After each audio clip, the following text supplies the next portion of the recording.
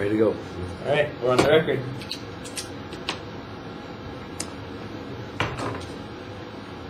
So we're calling to order the meeting of the hearing officer for October 16th, 2018 at 9:30 a.m.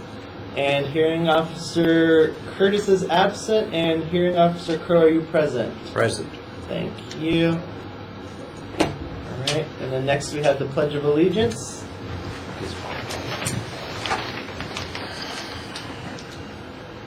Please follow me. I pledge allegiance to the flag of the United States of America and to the republic for which it stands, one nation under God, indivisible, with liberty and justice for all. Please remain standing.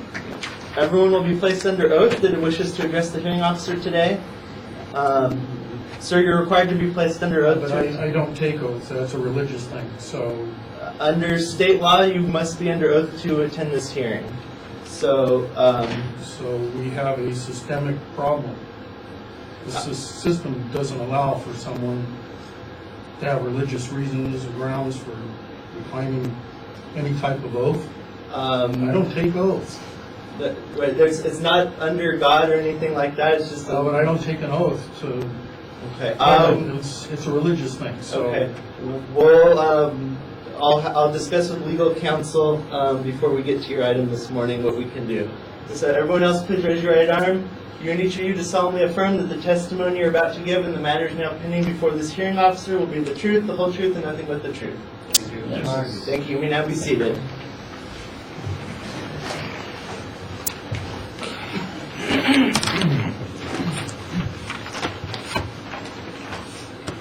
Next, we have agenda review for October 16th, 2018. Like I described earlier, we'll be dismissing the items that are not present this morning. Item numbers 11 through 13, application number 17-10776 through 17-10778. Applicant is Nelson Chavez. Continue to October 29th, 2018, pending receipt of original stipulation. Item number 18, application number 17-11168, applicant Ann Ines, denied due to lack of appearance. Item number 22 through 25, application number 17-11383 through 17/11386, applicant Jacob DeCassian, trustee, continued to October 29th, 2018, pending receipt of original stipulation. Item 26, application number 17-11422, applicant Bradley T. and Jennifer P. Bauman, the Tehama Family Trust, removed from the agenda due to the submission of a withdrawal. And that completes our very short agenda review this morning. I recommend action, Mr. Crow, is that you approve. I approve the agenda review. All right, thank you. All right, and that takes us to public comments. Is there any member of the public that wishes to speak on an item not on today's agenda? Hearing none. Hearing Officer Crow, do you have any comments? Just that I trust all of you have read your little pamphlet as far as what you need to for evidence at this hearing and what you'll need to provide to prevail in your appeal. So as I described, we're going to go through each of the remaining items and get a quick status update from each of you, and then we'll come back to those that are going to move forward. First, we have item 8, application 17-10011, Paul Armbruster. As of this morning, no one has checked in for this item. The recommended action is to deny due to lack of appearance. So approved.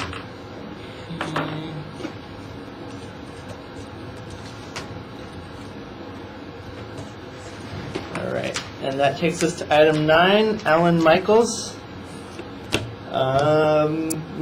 Right here. You're ready to move forward today? Yes. Okay, and you have 3 copies of all your evidence to present? Yes. Okay, and about how long would it take to present your case I today? have no idea. Okay. Okay, that's fine. An assessor? The assessor is ready to move forward.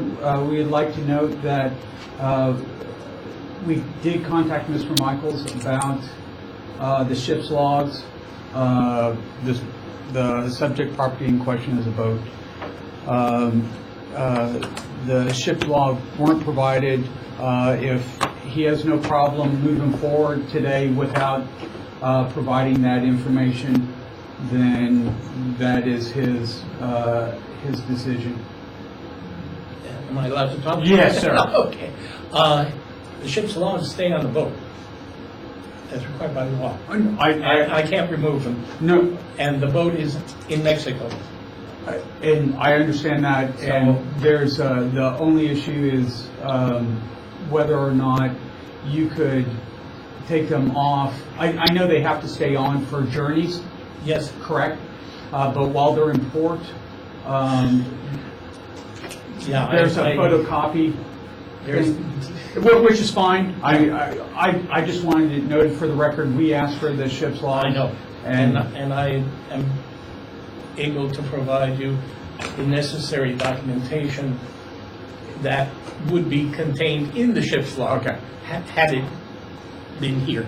Okay. So, the assessor's ready to move forward. We estimate about 15 minutes, 20 minutes. And we'll give the applicant as much time as he requires to move forward, which is fine. Just because we state a time doesn't mean you're required to. I understand. Okay. So we'll go ahead and come back to you as the first item we hear today. Next item, Tim, application number 17-10481, James Mao.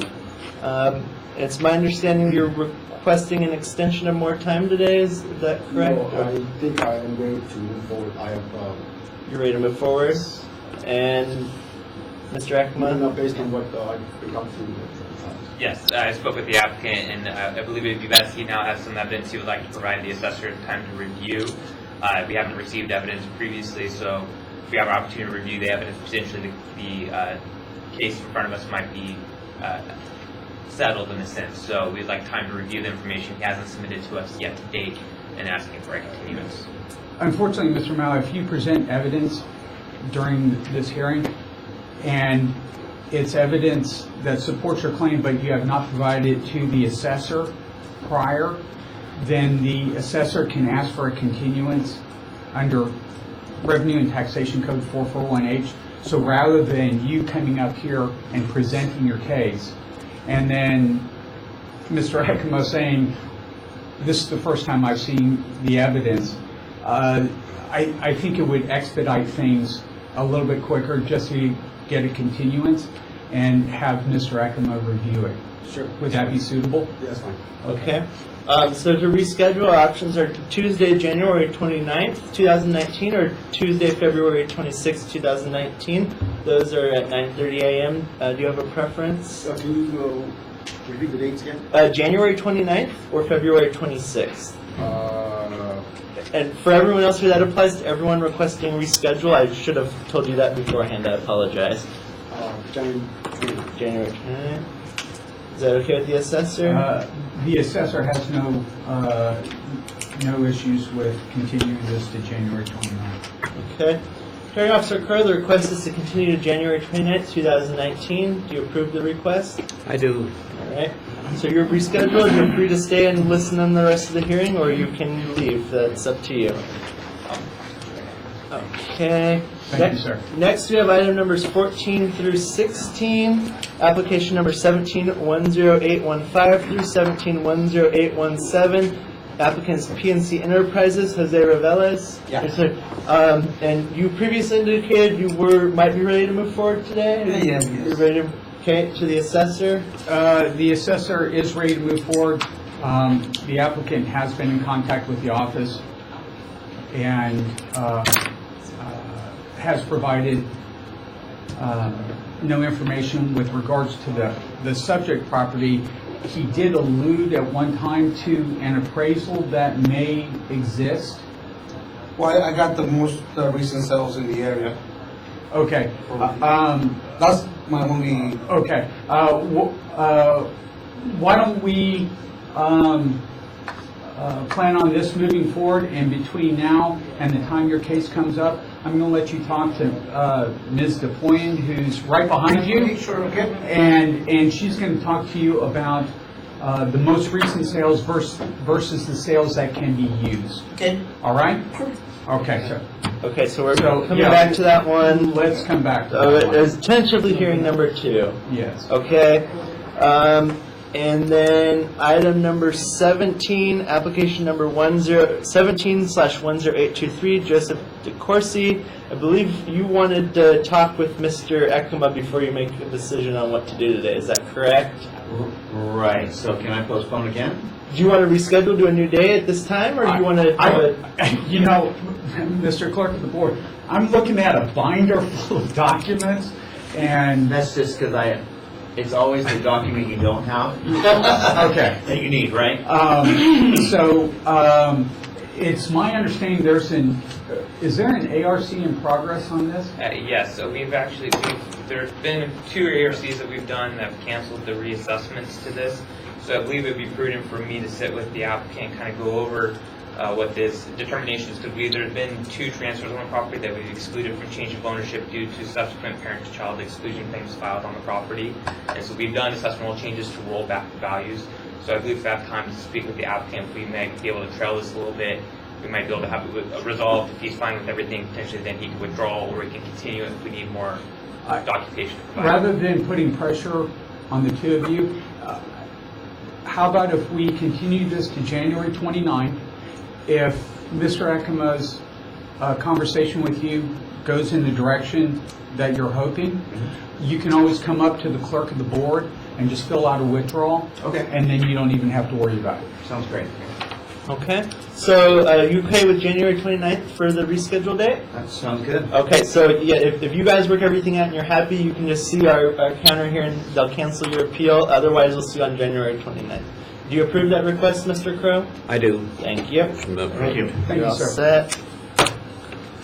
All right. Pardon me. Okay. Next on our agenda, we have item number 19, application 17-11177, George Anthony Lakes III. I'm going to trail that due to the oath issue. When we start the first hearing, I'm going to run over and talk to the lawyers, and we'll come back to you as soon as I can. Well, it might save a little bit of time is, this is related to a private trust, so it should be done privately. I don't want this publicly done. Under the law, all hearings must be public and recorded, so there's no allowance for private unless you are a business and it is your trade secret. That is the only provision under the law which this can be a private hearing. So I think it's best if I talk to the lawyer before, since you're not under oath, and then if the lawyer says it's okay, we can have this discussion. Under the law, we can't have any discussion really unless you're under oath. So I need to get I'm not blessing. going to have this, what I'm getting at is, I don't have any evidence to bring other than what I've got here, so that they can review it and then get back to me, because there's no way anything will get settled today. I know that for fact, because this is very different from what you're accustomed to.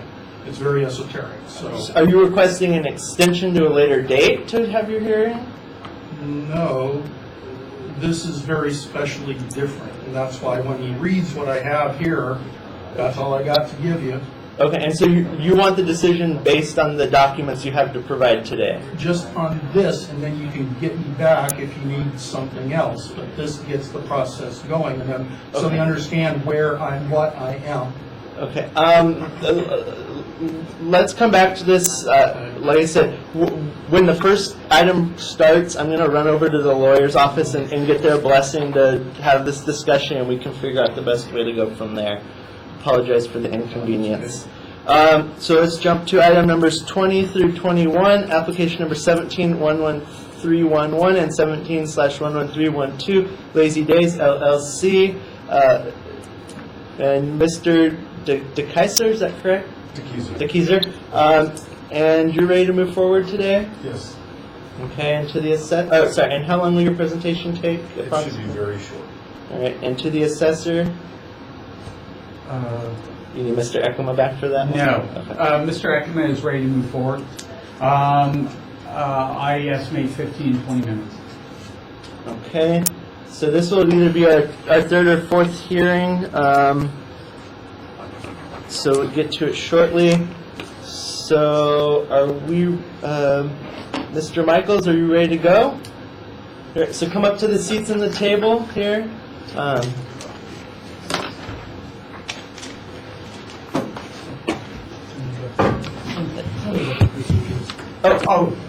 ahead and give it a quick overview. That's his. Oh, that's his. So- Okay. What we're going to do, the assessor will give a quick overview of your case, and then we will have the party with the burden of proof under the law present their case first, and then the other party will present second. Here's a copy of your application. So this is, It's blank. so this is an owner-occupied Boat? single-family residence. Boat. Oh, I passed out the wrong. Sorry. I'm so sorry. I'm so sorry. We can let that. I was It's all very good. thrown. Yeah, it's all good. It's all right. Here's the correct application. There we go. This is a boat. That looks like it. So it is a 2016 kind of value, so the applicant would have the burden of proof. Is that correct, Mr. Horn? Yes. Okay. So what's going to happen is the assessor is going to give a quick overview. Then you're going to present your case, and then the assessor and the hearing officer will have the opportunity to ask you questions about what you presented. And then we'll switch. The assessor will present their case. You'll have the opportunity to ask them any questions you have, as well as the hearing officer. Then there'll be a time for any follow-up remarks you want to make, and then the hearing officer will take your case under submission, and that's it. So you'll have a decision probably tomorrow. Okay. Yeah. Okay? That's what he was waiting for. He was wanting to know how long it was going to take for us. Yeah, possibly by the end of today. So if you have your 3 copies. 3 copies of everything. Yes, so one to me, one to them, and one to the hearing officer down here at the end. Yeah. Okay. All right. And if I do not get back before your turn, Mr. Horn, I'm sorry? if I don't get back before your turn, you can handle exhibits and give me a copy? Oh, yes. Okay. Okay. Hey, Brandon? Yes. This is something about one of the... Oh, okay, yes, I'm aware.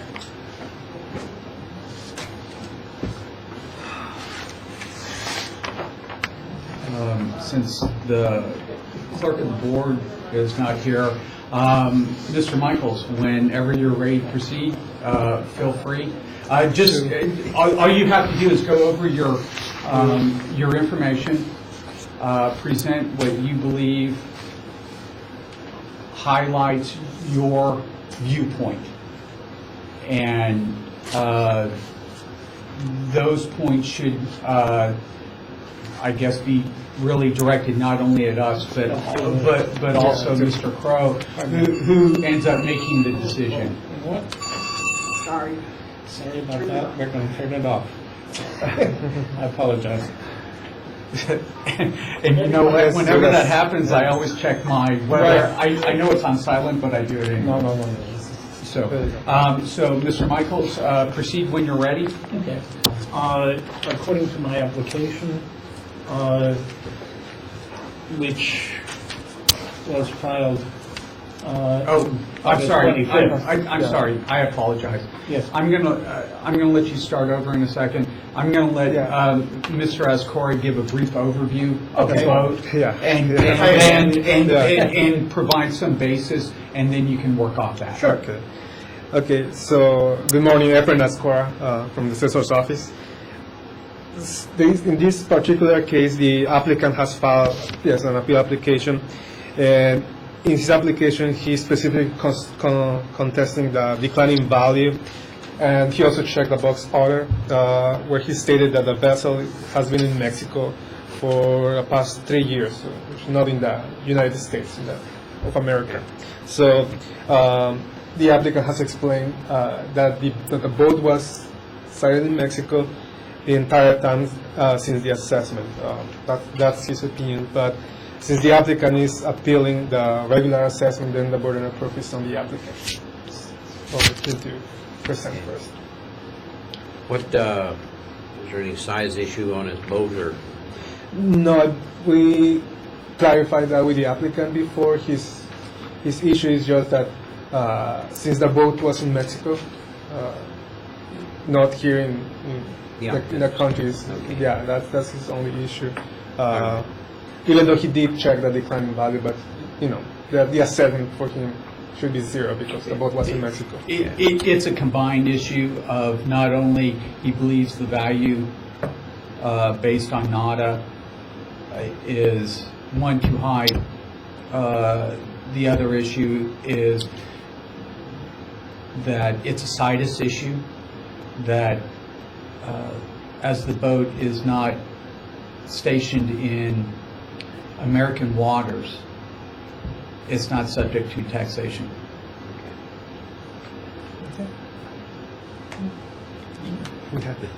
All right. My application was dated 2017, or my appeal, and at that time, I said that the boat is in Mexican waters for the past 3 years. Well, now it's been some time, so it's been, 5 years? Something like that. And I maintain that the assessment should not be levied because the boat is not here. Now, Mr. Escorta gave me, it required to follow law guidelines, property tax annotation number 860.0043. And it says that a vessel that is registered with the Coast Guard is subject for tax in California. But Mr. Escorta neglected to mention that the annotation says that it is, habitually in California. And habitually means most of the time. This vessel was not in California, was not in the United States for the past 5 years. In addition, I was given the California Supreme Court in Sealand versus California, and this ruling deals with containers moving from California to other states or to foreign ports. And Sealand contended that they were not liable for tax. Well, the Supreme Court said that if the movable object that was taxable was in California, it should be taxed at that fraction of the time which it was in California. My vessel has not been in California, period. Therefore, it is my contention that because the vessel was not in California for the past 5 years, to this day, it remains in Mexico. So it hasn't been in the United States for a long time. My contention is that it is not taxable. Okay. And furthermore, I provided Mr. Escorta the documents that you have, and which I have, copies, not the document, but copies of documents, in addition to the insurance form from, 2015 to 2017. Okay? Okay. This should take the place of the log during that time that is in question. That's it. Okay, now the assessor, do you have any questions? Yes, Mr. Thank you.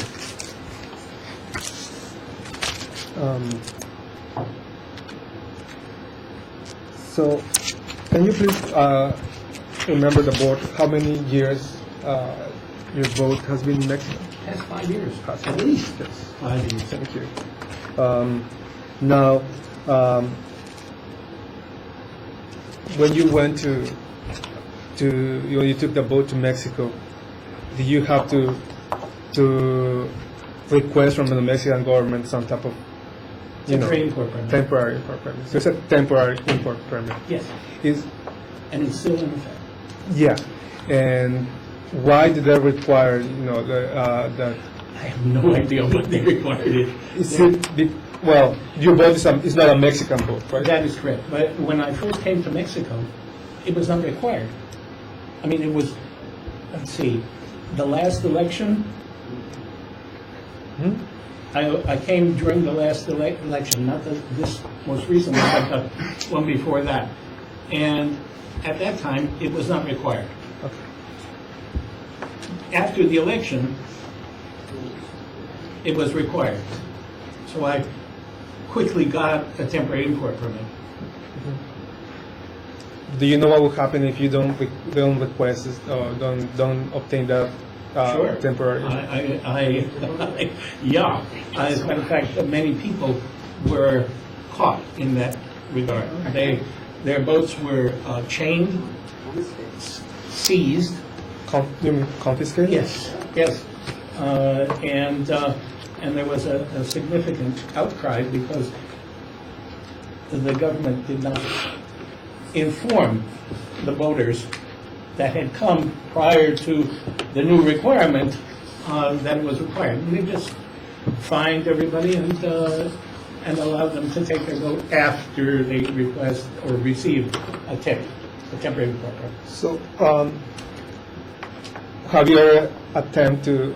Before I ask that, so your boat is actually an American boat, it's registered in the United States. That's It's registered by the Coast Guard in Maryland, yes. in the United States of America. In Maryland, yes. Yeah. So, Yes. have you made any attempt to register the boat in No. Mexico? No, Why not? never came up.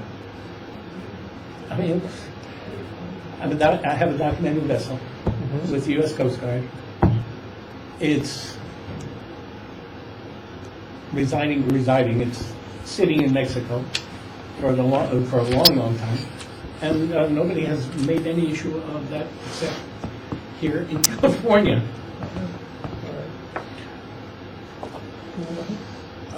Have you ever paid taxes on the boat in Mexico? No.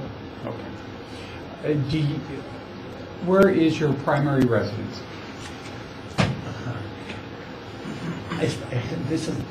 I thought about this question before because I spend 8 months out of the year on my boat in Mexico. So my primary residence is probably here in Oxnard. But is it habitual? Is it? I pay taxes on the house that we live in. But I have other properties, so I can't tell you. I mean, Okay, so, is it your testimony that the Oxnard location for today's hearing is your primary residence? that's where we woke up this morning, yeah. Okay. Do you, not asking for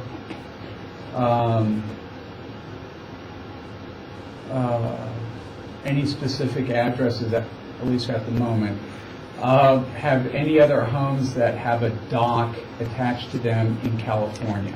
No. See, I avoided that question. No, that was an easy So- answer. Right. Okay.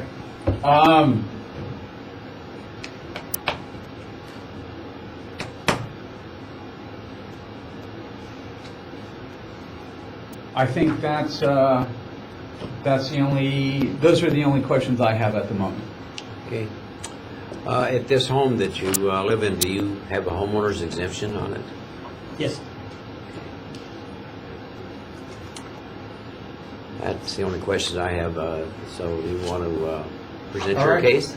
Brandon, I'm going to give this one to you. This has a finding sheet Thank in you. it.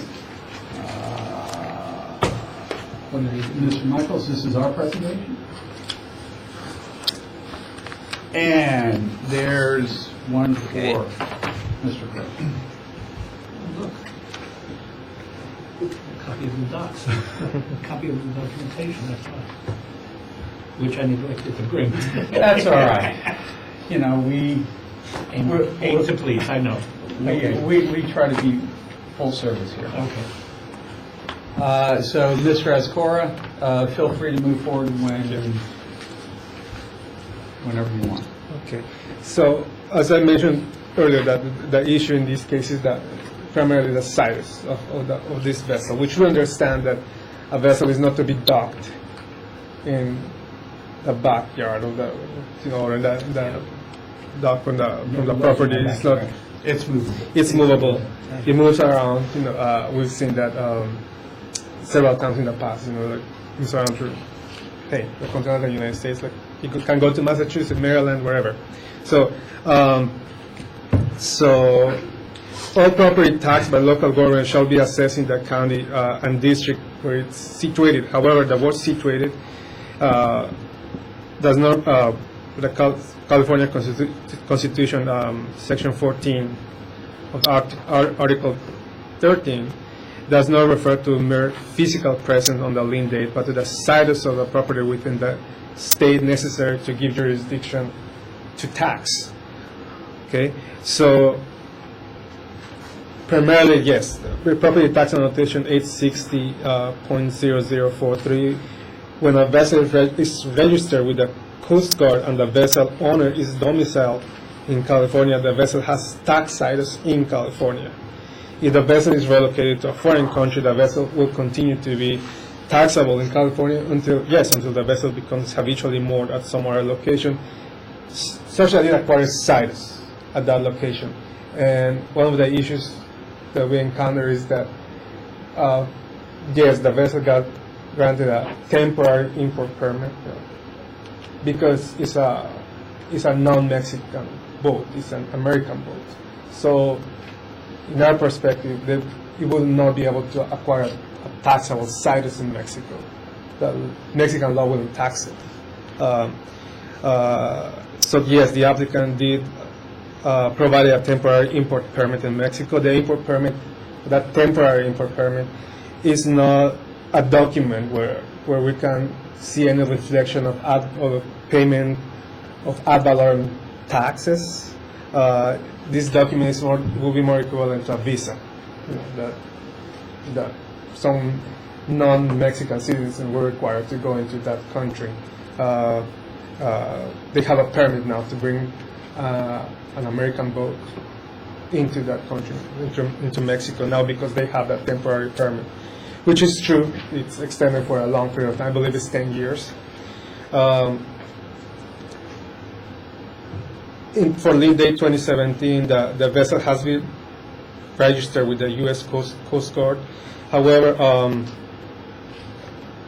furthermore, at least so July 2016 and July 17, the vessel was registered at the applicant's address in Oxnard, California. You turn to Exhibit B, you will be able to see that on my presentation. We saw the copies of the documentation showing how the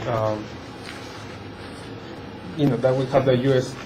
Coast Guard registration, certificate of documentation. They all pertain to California. Because the vessel is registered with the U.S. Coast Guard, and because just as the applicant has stated, is domiciled in California, so California has jurisdiction to assess the yacht. And the vessel, once again, is documented with the U.S. Coast Guard at their address. Some of the factors that we consider for a person to be domiciled in Ventura County, yes, include the filing of income tax, the state of voter registration, the state of vehicle registration, state of insurance, driver license. All this, the boat's insurance, the applicant's boat's insurance makes reference to the domicile in Oxnard. Same thing with the voter registration from the applicant, the homeowner's exemption. They make reference to Oxnard in Ventura County.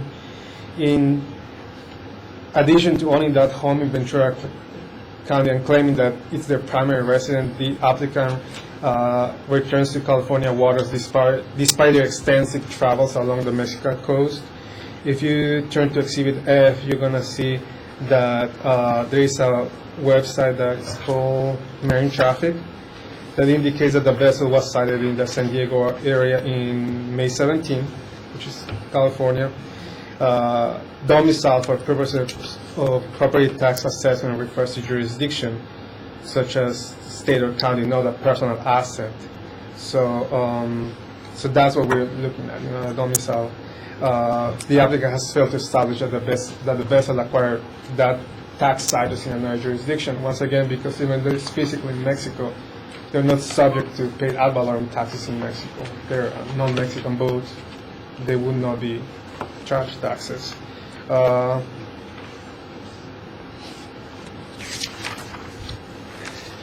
going to jump to the valuation summary. Before I do that, I will say that no proof was provided to the assessor that the applicant paid ad valorem taxes on the subject vessel to any other jurisdiction. My valuation summary is on page 6. Pretty much the value without sales tax will be roughly around $96,800. Plus sales tax, it would be roughly $104,200, which is the value that we currently have on the roll.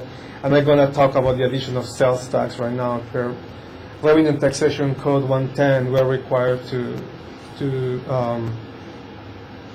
assess the property if exposed for sale in the open market under conditions in which neither buyer nor seller could take advantage of the exigencies of the other. Then we have Property Tax Rule 10 that talks about the tangible personal property. The cost shall include costs typically incurred in bringing the property to a finished state, and that includes sales or use tax. The Assessor Handbook 576 indicates that the owners must report the aggregate cost of the vessel, including all the fixed boat equipment and accessories, as well as sales tax. So we are required to include a component for sales tax. In this statement is also supported by Xerox versus Orange County. We took a look at the NADA guide, which is the guide that the assessor uses to value boats, and we are aware that the NADA guide does not include a component for sales tax. That's the reason why we have to include one. Again, once again, our final value, including sales tax for the vessel for lien date 2017, would be $104,200 rounded. It's important to note that the applicant in their application, they did make reference to being domiciled at Oxnard, Ventura County, and they did indicate that they have not paid taxes, property taxes, that is, for the subject vessel. And that concludes my presentation. I have further comments.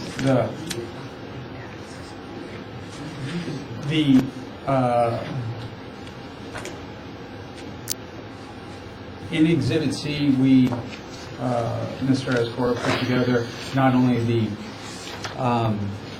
homeowner's exemption, but we also included screenshots of how long they've benefited from the homeowner's exemption, and they still benefit from. We put in the registration, voter registration, but going back all the way to Exhibit I, the full board recently ruled, and findings of fact were requested and provided on another boat that claimed situs in waters outside of California. And I highlighted areas, this is Exhibit I, number 39, the applicant did not pay property taxes on the vessel in any other jurisdiction for any years at issue in the appeals. That applicant stated that a non-citizen cannot register a vessel in Mexico, which I believe goes to also what Mr. Michaels has said. Number 40, if a property has insufficient contacts with jurisdictions other than the owner's domicile to support taxable situs elsewhere, it is presumed that the jurisdiction of the domicile is the only jurisdiction affording the opportunities, benefits, and protections which due process demands as a prerequisite for taxation. And then finally, 42, based on the totality of the evidence regarding the domicile of this applicant, the board finds that as of lien date, the vessel had Ventura County situs. It was supported by factors of the homeowner's exemption, income tax returns, continued registration to vote within Ventura County. The similarities between that case and this case are many, and that's why it was included in the presentation, because of the situs issue. The applicant did testify that the Peninsula Road dwelling where they woke up today is their primary residence here in California. And that's what we're basing taxable situs on, is the location of the applicants, and it's in Ventura County. Thank you. Mr. Allen, do you have any questions of the assessor? Well, are you aware of the, let me get the California State Supreme Court ruling in Sealand versus County of Alameda? With regard to the containers. Am I familiar with it? Yes. Okay. In that ruling, they state that the containers move back and forth. It does not, the situs, okay, the taxable location, is determined by the amount of time the container stays in California. Correct. Okay. And what you're saying is that it doesn't matter where the boat is, it's where my house is, for example. Whereas the Supreme Court said that it's quite different. The situs for them was the amount of time that the containers stayed in California. I understand your argument. From our standpoint, the passage that we or that I just got through reading, the benefits, the totality of the benefits that you receive from your location here within Ventura County, that's what we're basing it on. The homeowner's exemption and all that other stuff, that's where we're going. It really astounds me that because I live here, but the boat's not here. I'm not using any of Ventura County's facilities. I'm not receiving any benefit from Ventura County by virtue of my boat being here. In fact, it was the opposite. It's not here. And that is in agreement with the Supreme Court's ruling with regard to movable taxable objects. And that's my contention. Okay. Because the boat's not here, I'm not liable for the tax. Okay. Okay? That basically, I have another boat that is here, which I pay taxes. No problems. It is here all the time. and it is behind the house. The large boat is not behind the house, it can't be behind the house, but that's immaterial. If I'm not receiving any benefit from Ventura County, the question is very simple, why should I pay to Ventura County? If the boat were here, even a fraction of the time, I would be liable for that fraction of the year that the boat was here. That's fine. I have no problems with that. Otherwise, it's not here. It hasn't been here. Okay? Is that, I guess, kind of summarizes your argument? Yeah, I mean, this is, really, yeah. So, Mr. as he summarized, do you have any or additional comments to make other than, I'll take it. We stand by our presentation and the notations that we highlighted, and we'll leave it to Mr. Grosshands to decide whether or not, one, there's a situs issue. Well, decide on the situs issue. And if it's for Ventura County, then he can decide on the value. I'd like to add just that we understand that property has to move. It doesn't have to stay. We don't expect it to sit behind the house. Had the subject vessel establish tax sites somewhere else, we will be open to take a look at any indication of that matter. Taxable sites that we see the boat being assessed by a different jurisdiction, and we haven't seen. Once again, the boat could be south of the border, but the boat cannot be taxed by Mexican authorities because it's an American boat, so it can't establish tax sites. That means the boat has to be taxed somewhere. It doesn't compute. Okay?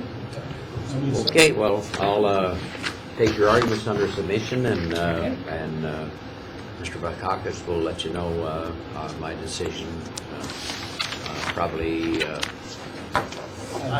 If you think you'll have an answer this afternoon, they can call me tomorrow morning and I'll have the answer.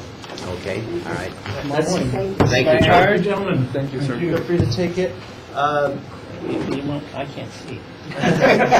Right, sorry. We go back to number 19 for application 17-11177, George Anthony Lakes III, if you'd like to come forward to the table.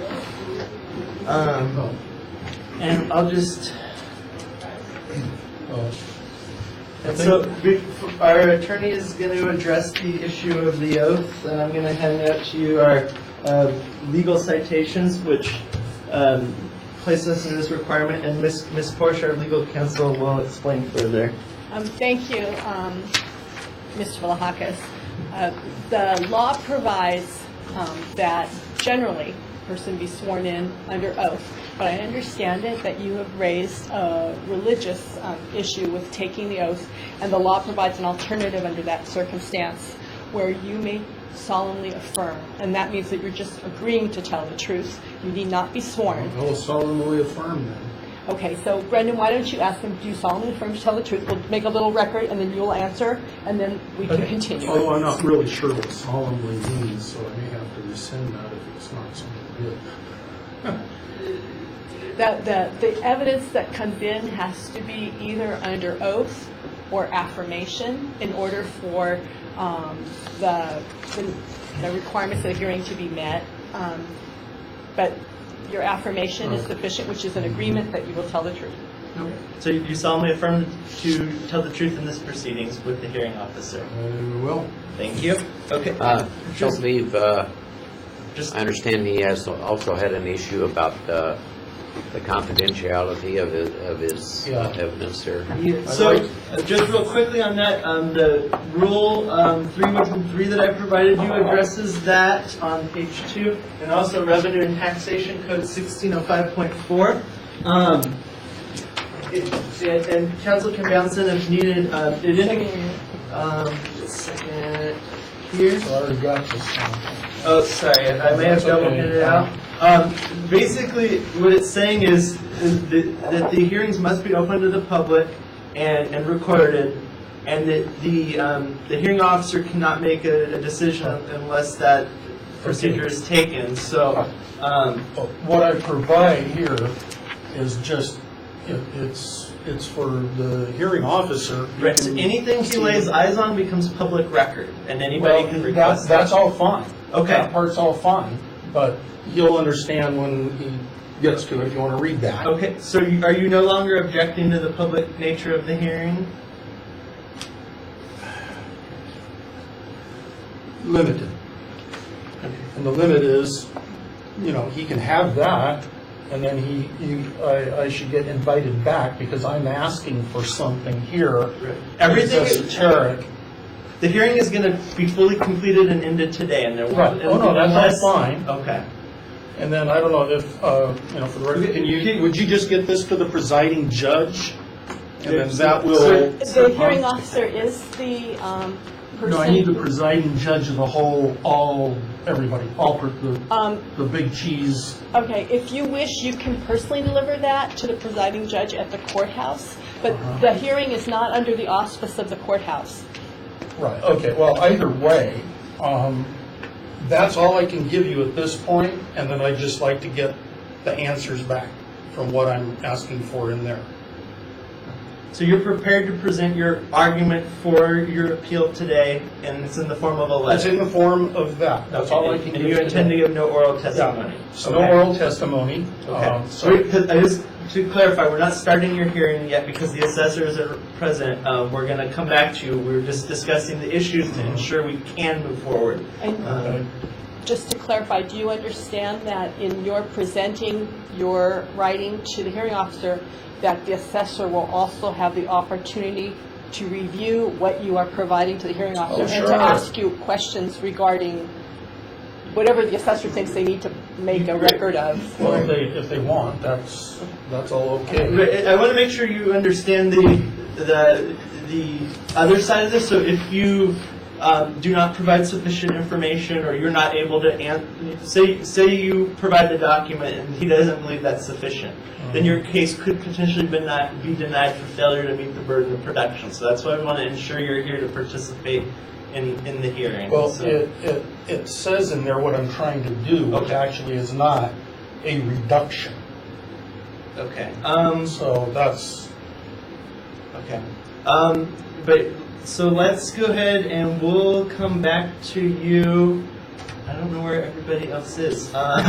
So. If you sounds need like- me, I'm moving okay, this I think we're- morning. All right. I think we're prepared to move forward on yours. If we could take a 5-minute recess while I round people up, Hearing Officer Crow. All right, we'll be in recess for 5 minutes. Second. And real quickly, we're going to go to items 14 through 16 for a request to reschedule. And Mr. Avelis, you're requesting January 29th to extend this to, is that correct? Yes. Okay. Hearing Officer Crowe, the request is to reschedule to January 29th, 2019. Do you approve? I do. All right, you're all set. Thank you, sir. Thank you. Okay, sorry, I'm losing my place. All right, so let's bounce back to item number 19. Application number 17-11177, George Anthony Lakes III. Let me hand out a copy of this application.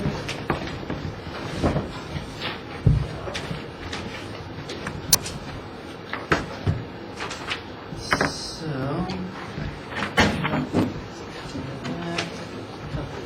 thank you. here's a copy of the application. Okay.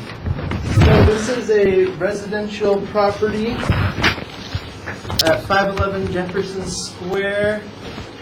And what city is this property? Oxnard. Oxnard? Okay. The question, is this property a single-family dwelling that is occupied by, as the principal place of residence by the owner? That question was marked no. So in that instance, is it correct that the applicant would have the burden of proof? If this is not his principal residence, then yes. Okay. Well, the claim here is it's not a residence. I know what you guys use is the word resident means it's there for a commercial purpose. I'm not engaged in commercial activity. No, is it a single-family dwelling? That's what you would call it, Okay. Condo. condominium, but it is not residence. Well, residence as it is that your primary location It's a to location. sleep? Yes, that's where I sleep, but I'm not engaged in any No, commercial activities there. No.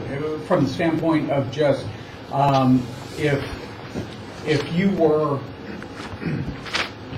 retired, and is this the location where you would primarily eat, sleep, and just live out your day? Yes. Fantastic. Then the burden of proof Is with the assessor? is with the assessor. Absolutely. Thank you for clarifying that.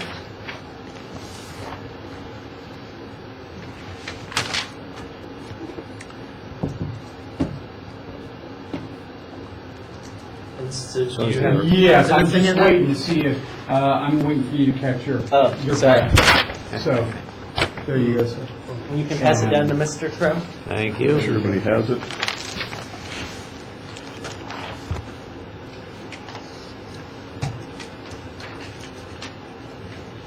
And proceed with your presentation whenever you are ready.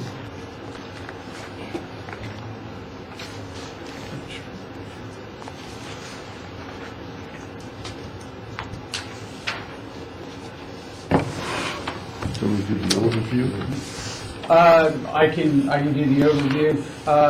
The subject property is located in Oxnard. The address is 5111 Jefferson Square. This is a decline in value appeal.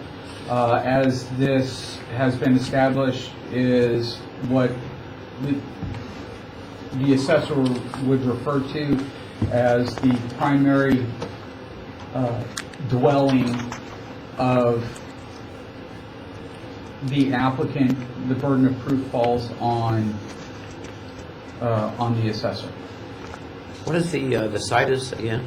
5111 Jefferson Square in Oxnard.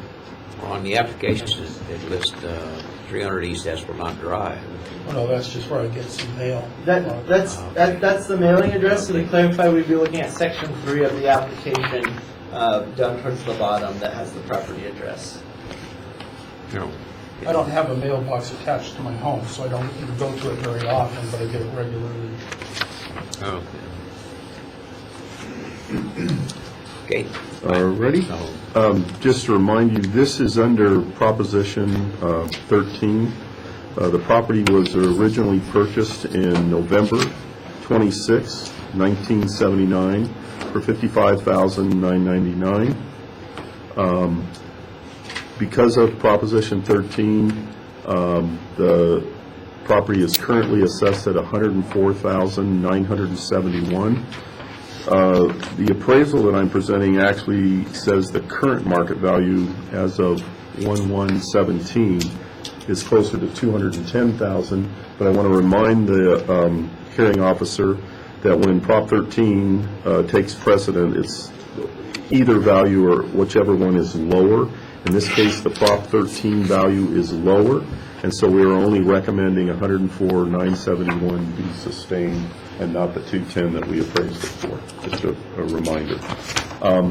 I then, if you would go to page 3, that's my comparable sales.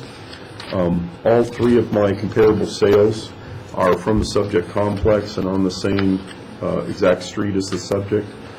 They are what we would call model matches. They're all the same square footage and the same basic features.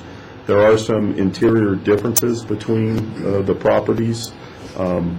not 100% sure about his current condition, so we sort of just set it in there, and that's where we got the value.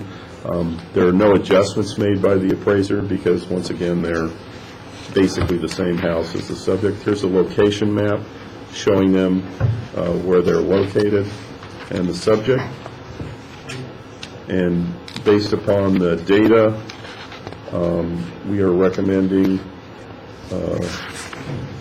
also besides adjustments, I'm sorry, the sale prices are $209, $216, and $215, which would indicate a much higher value than the Prop 13 value. But once again, we are only recommending, even though we appraised it for $210, we're only recommending $104,971 based on Prop 13, which is the proper way to do it under the law. And that is the sum of my presentation. Thank you. Okay. Do you have any questions for the assessor of the presentation? Well, I can only question when you're pricing things, that there's no greater value, as I've got in my letter here, there's no greater value in protection from the elements or anything now than when I originally got the property. But when you price it in Federal Reserve notes, which isn't even real money, of course it's going to go up and down, because real money's gold and silver. Federal Reserve note, under the law of notes, is an evidence of debt or promise to pay, and the obligator of the note isn't me, it's United States Inc. So under the law of notes, being a debt or promise to pay makes it, well, this isn't even real money, therefore the country has no sovereignty.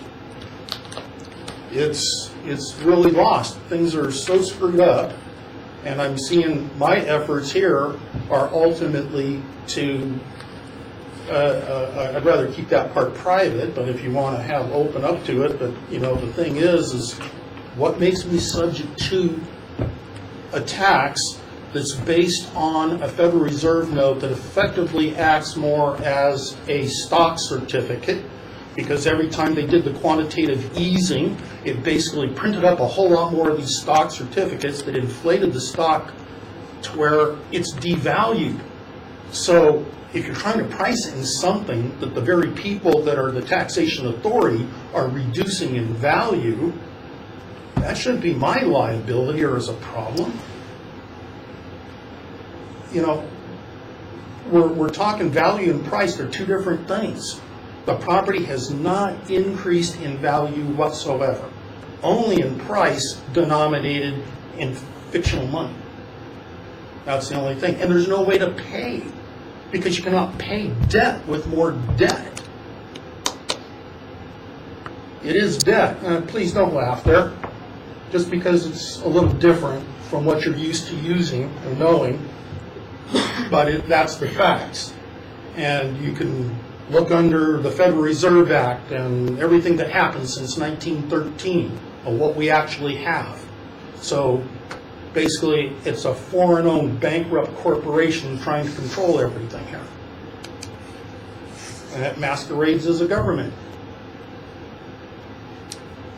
Well, I guess one question I would have, if you were to put your property on the market to sell, what would you ask for selling it to? What would be your price to sell it to someone else? I don't know that I would.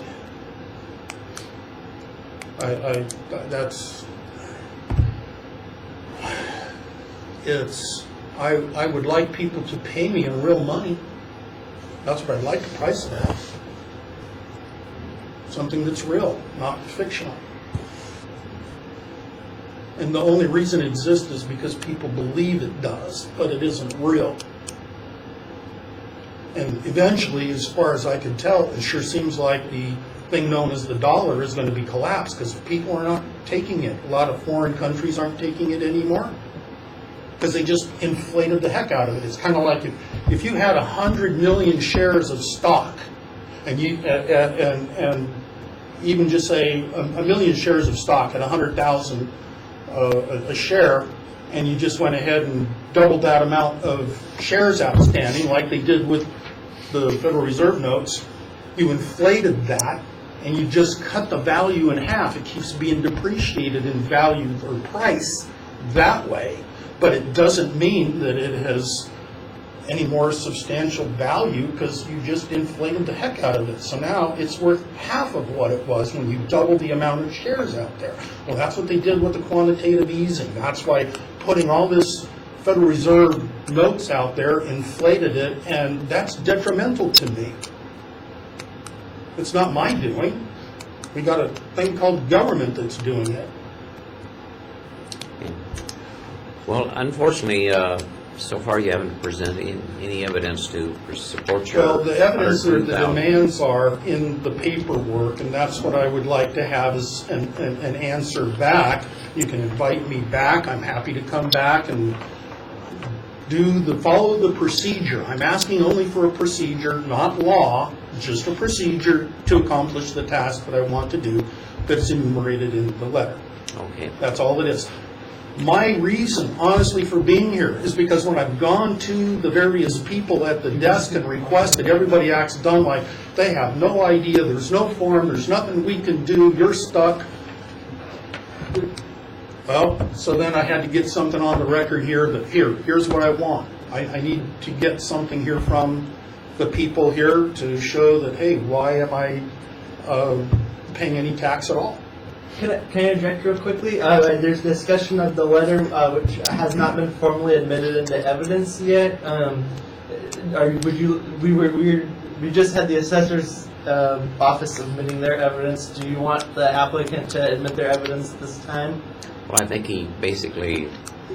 I'd like to admit it into evidence then, for the record. Okay. Can I get copies? You already handed it to the hearing officer. Do you have the additional 2 copies? No, I do not, because I did not think I was going to be going over anything to do really with the comps and stuff, because I didn't bring any comps. That wasn't what was relevant. What's relevant here is what I want to be able to do to accomplish the task. Does the applicant have a problem with the assessor reviewing the letter before he casts his eyes on it? No, not at all. Yeah, and we had a discussion that this would be a public document. Since there's only one copy, the copy being passed will need the... Well, I have one other, but it's, if you need to see it. Well, then, I'll give this to the... okay. But that's the original. I wanted- Okay, this is the original. I'll make sure this gets back to Mr. Crow for submission. Why don't we switch it? Okay. As long as one copy gets to the clerk for the official record, that's fine. Well, do you have any other evidence you want to present?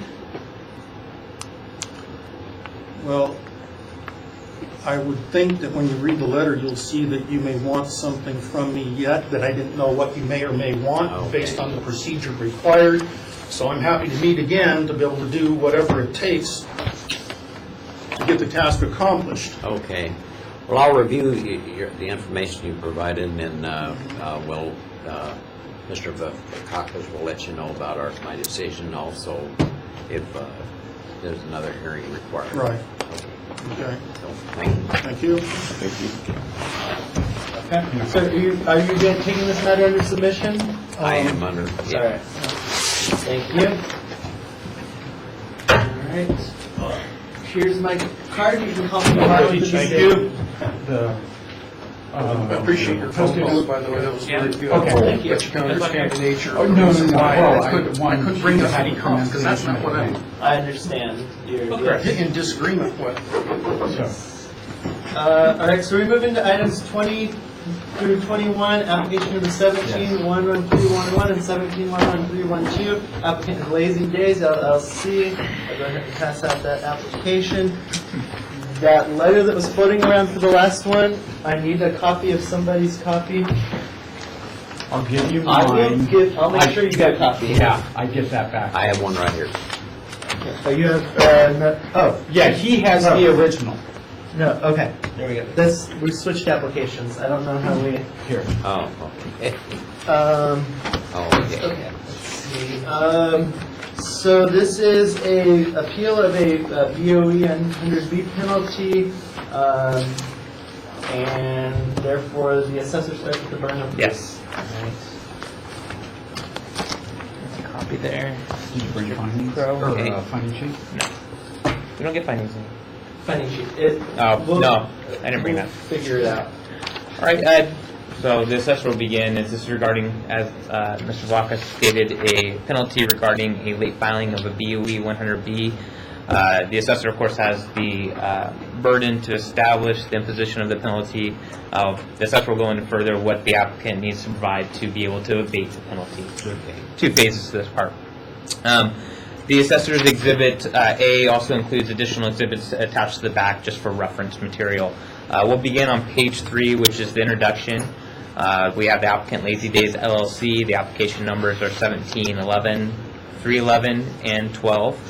There's two assessor parcel numbers, 2060233 and 150, and 206017820. The change of control occurred on March 15th of 2016. The BOE 100B was filed with the State Board of Equalization postmarked August 3rd of 2016, and the assessor issued a penalty on August 16th of 2017, notifying the applicant of the penalty. Since the BOE 100B was not filed within the 90 days pursuant to Section 480.1, we're required to issue a penalty under 482B. And so it's 10% of the taxes applicable to the new base year on the property. We go to page 4. It discusses the requirement to file the change of ownership statement.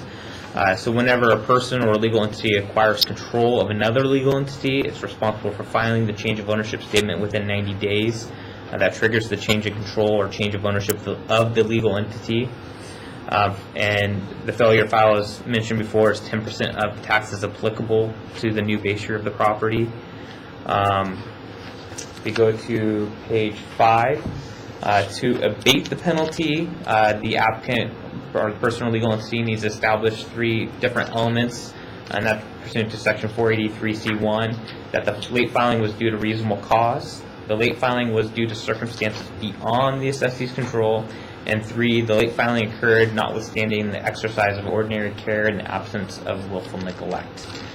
So that's what the applicant would need to establish to the appeals board or hearing officer to be able to abate the penalty. And so, of course, he filed the application, which is one of the requirements here. Now, in some communication, I believe with the applicant's attorney, had written the assessor a letter stating, believe that there was some confusion over what's the difference between a change in ownership of real property and what is a change of ownership in a legal entity. And I believe that the applicant's attorney stated there was some confusion. However, we believe that there shouldn't be any confusion because this is readily addressed in the assessor's handbooks as well as the instructions to the BOE 100B. So we're all very familiar with whenever there's a property that changes owner, real property changes ownership, there's a deed usually done. If I want to buy a property, the owner gives me a deed, signs it, and typically it's recorded in the recorder's office. Legal entities don't have a deed. There's no deed to that. They either have some sort of stock, if it's a corporation, have stock or membership agreements and so forth, where they have various things that are not recorded in the public domain. And so if someone requires an interest in a legal entity, there's a requirement to report to the BOE of that change, if there's been either a change of control or if there's been a cumulatively 50% change since a previous transfer. And so here this is talking about change of ownership statements that are typically reported. And there's the change of ownership statement, which is the 502, and then the change of ownership, preliminary change of ownership, which is also filed typically when there's a deed transaction, and that's what these two are talking about. Now, whenever there's a change of ownership due to a death of a real property owner, the window for filing the deadline is extended to 150 days. And when there's a death of a real property owner. When there is a change of control within a legal entity in which the interest changed due to a death, unfortunately the law does not say, oh, they get 150 days because it's within a legal entity. Unfortunately, it's still 90 days regardless from that standpoint. And so that's the information that basically covers the filing requirements. R&T Section 480 deals with the change of ownership statement due to real property transfers. 480.3 deals with the preliminary change of ownership statement. So this is where typically this is the document that's filed with the deed when they're doing the reporting. And then we have RNT Section Code 480.1 and 480.2, which deals with changes of control or a change of ownership within a legal entity. And so the requirements to file within 90 days whenever there's a legal entity change with the BOE, and if it's not within 90 days, the State Board of Equalization requests the assessor to issue a penalty to 10% of the taxes.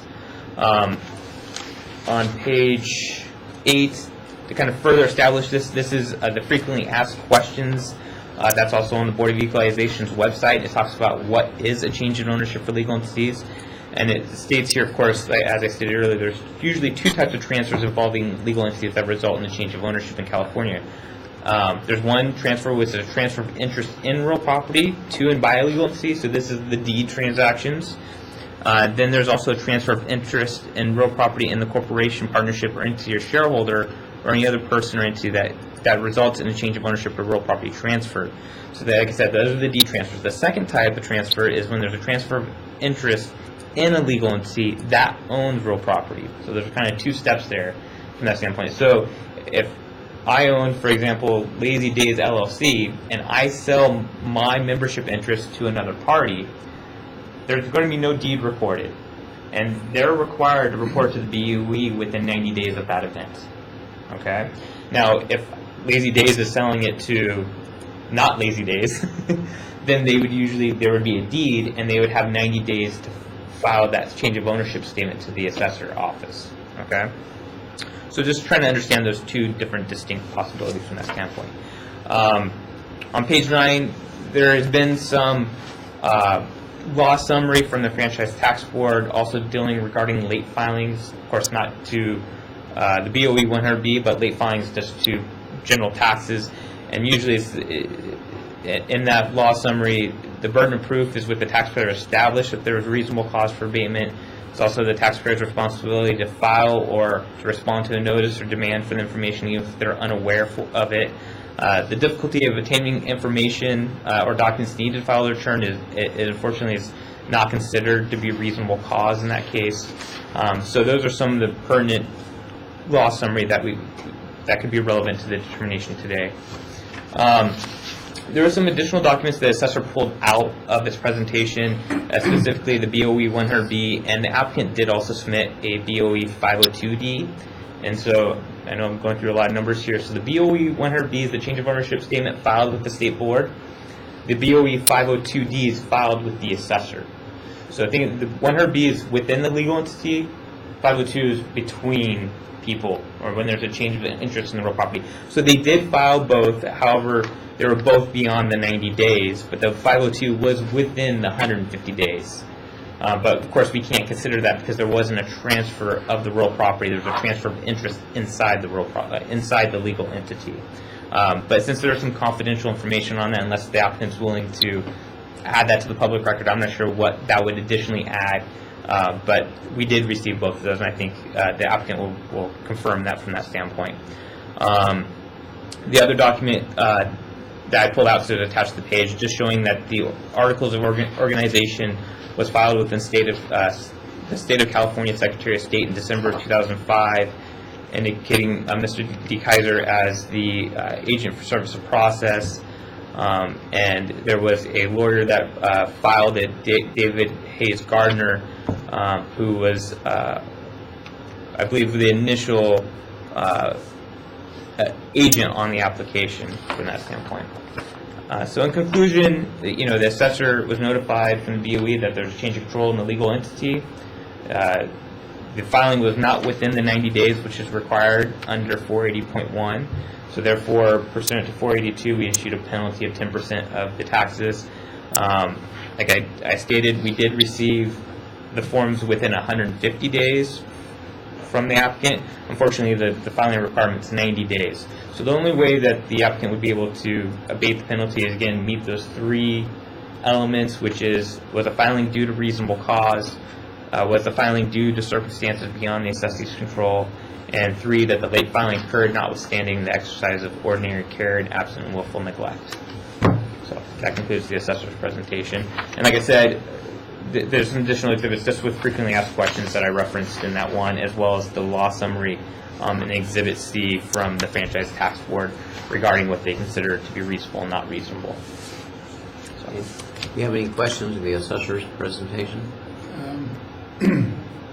No, although I do have, one question I haven't been able to find the answer to, Mhm. but, may be relevant, Yeah. is, when a person dies, and their estate, must notify the assessor's office of the death, is the 502 form typically sufficient? So the 502 form is sufficient if the title to the real property is held in the person's name or the person's trust. It's not sufficient if it's held within a legal entity, from that standpoint.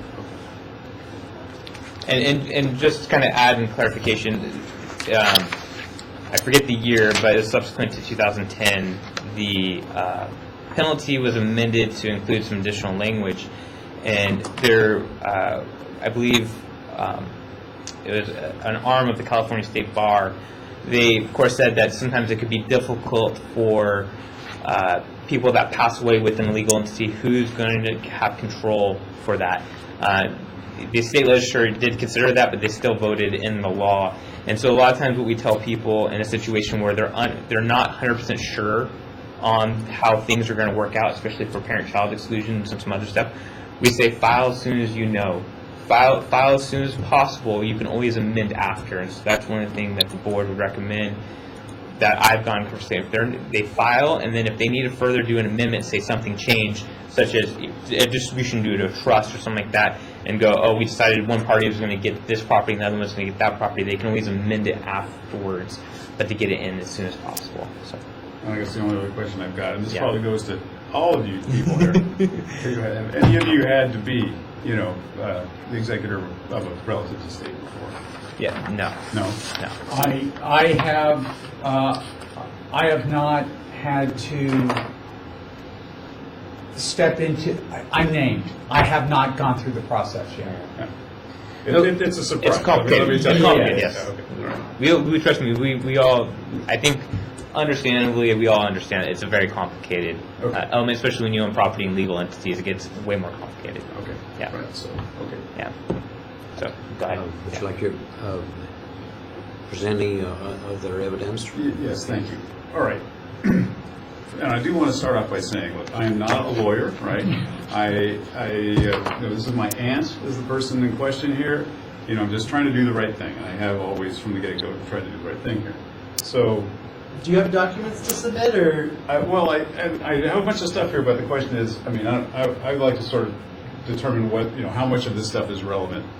Because fundamentally, what I'm trying to do today is ask for clemency on the basis that how on earth are you supposed to know that the Board of Equalization, A, even has jurisdiction here, and B, has a deadline that is shorter than the deadline that you find, right? If I'm going there, if I go to the assessor's website and I say change of ownership on death, I get the 502 form, it says there's a deadline of 150 days. I fill out the form, or in this case, I ask the trust state attorney to do it. It's filed within 150 days. Boom, out of left field, here comes something from the Board of Equalization with a stiff penalty. It's in this case, the change in value of the property is huge, right? It's a big penalty. Because we were, a few days, whatever, less than a month out of, the deadline. It just seems predatory to me.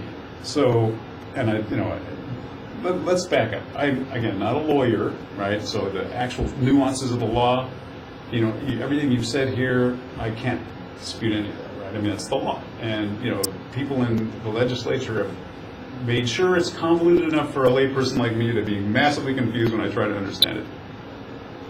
So, first off, the Board of Equalization's form, and this, again, I'm no expert, but this is my understanding of it, right?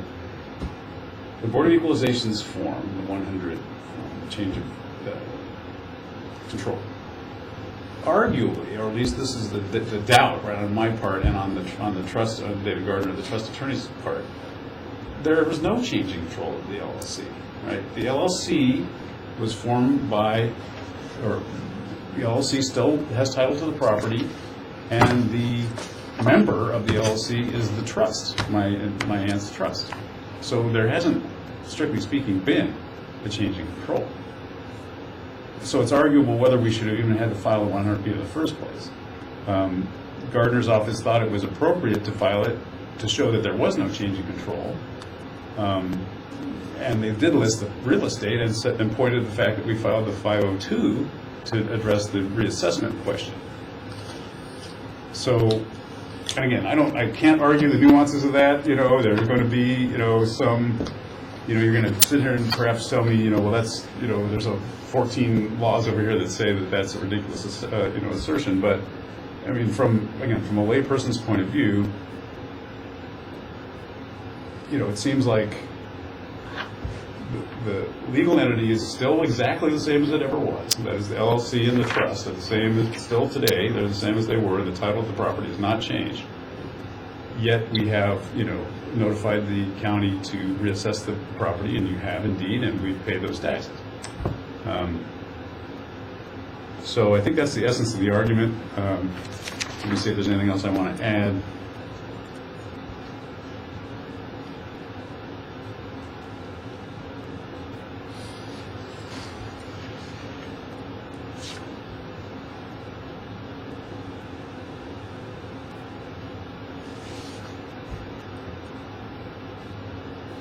Well, the only thing I'd like to add potentially is some comments, so it doesn't really have to do with your decision on it. So fundamentally, I'm just asking you to, yes, okay, we're in violations of the statutes and of the rules, but in this case, it's confusing enough that I would just ask for your, clemency. If it's relevant, I'd perhaps like to, and you can tell me whether you'd like to hear this or not, if you'd like to understand why the property is titled in an LLC, and that may be relevant too, but I don't need to necessarily confuse or matters further if you don't want it, if that's not, you don't think that's relevant. The relevancy wouldn't just extend to the assessor's office, it would also extend to Mr. Crow. So if you would like to go into and Why? and why, you're more than welcome to, Okay. and get it on the record, and if you believe it's beneficial to your argument, then from the assessor standpoint, we would much rather have you go into that Okay. than not go into it, and because we don't want to make it seem like if you ask us and we say no, and the ruling Okay. doesn't go in your favor, we don't want you saying, oh, well, they told me not to present it. Okay. We're not going to do that. Okay, it's pretty straightforward, but again, you might, why the property is titled in an LLC in the first place is perhaps questionable. Okay, my aunt, whose name is Anita Garrett, or that was her maiden name of trust, owned 2 pieces of property in Ventura County, both in Oxnard. And she, her husband's died, she doesn't have any children, I'm a nephew. And she got to the point where her, memory started to fail her in the last 10 years of her life or so. And so I stepped in to handle her financial affairs for her. Paying her bills, she got a lot of rental income from the property and so on. It was very difficult for me, having her same name, not being, a child, to manage the property on her behalf, to make decisions about, renting it or renovating it or changing financing or anything that I might need to do. So, and furthermore, I'm one of 9 heirs, right? That is to say that she has 9 children, but she has nieces and nephews. And my aunt was very sage in one way, and she felt that it would, she wanted to avoid any contention among her heirs at the time that she did die, because she's involved with these nightmare stories about what happens to property when it's being swallowed over by a bunch of heirs. So on the advice of her estate planning attorney, she formed an LLC and transferred title all of her property into the LLC. The primary reason being that she wanted to essentially empower, in this case me, or a single person other than herself, that is, to be able to manage the property, to make decisions about it, and to execute documents and so on behalf of, to take care of the property. She had a living trust, so the member of the LLC was her living trust. It remains her living trust. So that's, why does a single woman have a property in the name of an LLC. Hopefully that makes it clear. So yes, we are afoul of the Board of Equalization and the state, LLC laws and so on. The purpose of it was to form, if you will, a separate entity that could enable this ability to care for the property in her failing mental condition. Because her memory failed her in the last 10 years of her life. I guess it's time for closing summary. Yeah, I don't have any questions, so, so since the assessor, you can close, if you have any closing statements. Closing is what's going to, I just simply Okay. ask the assessor to waive these penalties. Well, so in closing, I think I discussed with the attorney, the assessor doesn't have the power to abate the penalty. Abating the penalty is with the hearing officer here today. And there's a reason why, as the applicant said, there is a stiff penalty, and the reason why is there is a lot of property that undergoes either a change of control or a change of ownership within the legal entity that's not reported timely, and that's why it is such a stiff penalty. There are many times where you're still diligent in trying to provide it to us, but there's a lot of people that aren't diligent, so that's why the penalty is stiff in that case. We had one instance where we had to go back to 1983, so that's, over 30 years of escapes that occurred. But at the end of the day, the assessor believes that the applicant needs to establish the three requirements under 483, that's reasonable cause, that was beyond the assessee's control, and that was in the ordinary care of business, not willful neglect. So we just like the hearing officer to take that into consideration when making its determination, and that ends the assessor's closing summary. Okay. Do you have any closing statements, or you're pretty well? Well, the only remark I would like to add is that, it would be great if such a circumstance didn't hit the next guy.